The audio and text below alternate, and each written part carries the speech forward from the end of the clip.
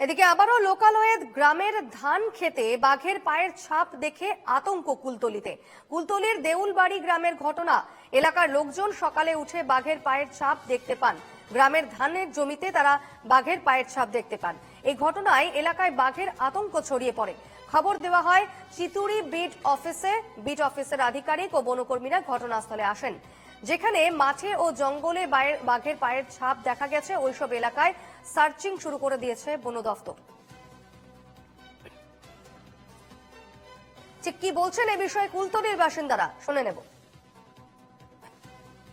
বাঘের পাঁচ ছাপ দেখলে আতঙ্কে আছেন? হ্যাঁ। কেন আতঙ্কে কেন? বাঘের পাঁচ ছাপ দেখলাম, তা আতঙ্ক কোথাও লাগে না, লাগছে তো।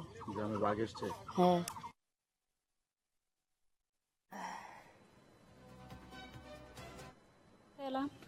দেখতে পেয়েছেন? দেখতে পাইনি, বাঘের খোঁজ দেখতে পেয়েছি। পায়ের ছাপ? হ্যাঁ, পায়ের ছাপ দেখতে পেয়েছি। কতটা আতঙ্কে আছে? আতঙ্ক, ভালো আতঙ্ক আছি।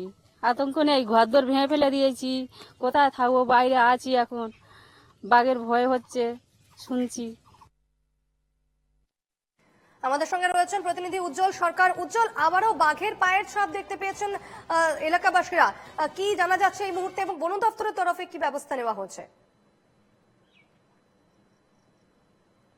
দেখো, সকালবেলা উঠেই যে গ্রামবাসীরা যখন বেরিয়েছে তখন থেকে একদম ধান খেতে যে নরম মাটি, সেই নরম মাটিতে পায়ের ছাপ, বাঘের যে হেঁটে গেছে সেই বাঘের পায়ের ছাপ কিন্তু তারা লক্ষ্য করেছে এবং এরপরেই কিন্তু গ্রামে খবর দেওয়া হয়। গ্রামবাসীরা কিন্তু তড়িঘড়ি সেই বাঘের পায়ের চিহ্নিত করা হয়েছে। কিন্তু দেখা গিয়েছে যে 4 থেকে 5 বিঘে যে জমি আছে, সেই যে একদম জঙ্গল জমি, সবজি বাগান, সেই দিকে পায়ের ছাপ লক্ষ্য করা গেছে। এরপরেই কিন্তু চিতড়ির যে বিট অফিস, সেই বিট অফিসে খবর দেওয়া হয়। চিতড়ির বিট অফিস থেকে কিন্তু ফরেস্ট অফিসাররা এসছে এবং টাইগার রেস্কিউ টিম তারা এসে, বন দপ্তরের কর্মীরা সঙ্গে আছে, তারা কিন্তু এলাকা সার্চিং করছে এবং বাঘের যে পায়ের ছাপ তারা লক্ষ্য করে এটা নিশ্চিত যে বাঘ কিন্তু লোকালয়ে আছে। এবং বাঘ অন্যান্য দিন আমরা যেমন দেখেছি যে বাঘ রাত্রে ঢুকেছে এবং সকালবেলা আবার নদী পার হয়ে চিতড়ি জঙ্গলে চলে গেছে, এমনটাও কিন্তু বন দপ্তরে তারা কিন্তু সার্চিং করে তারা জানিয়েছে। কিন্তু আজকে কিন্তু যারা বন দপ্তরের কর্মীরা এসে তারা কিন্তু সার্চিং করেছে, এখনো কিন্তু তারা নিশ্চিত নয় যে বাঘ কোথায় আছে। তবে বাঘ যে নদী পারে ওপারে যায়নি সেটা কিন্তু বন দপ্তরের কর্মীরা নিশ্চিত।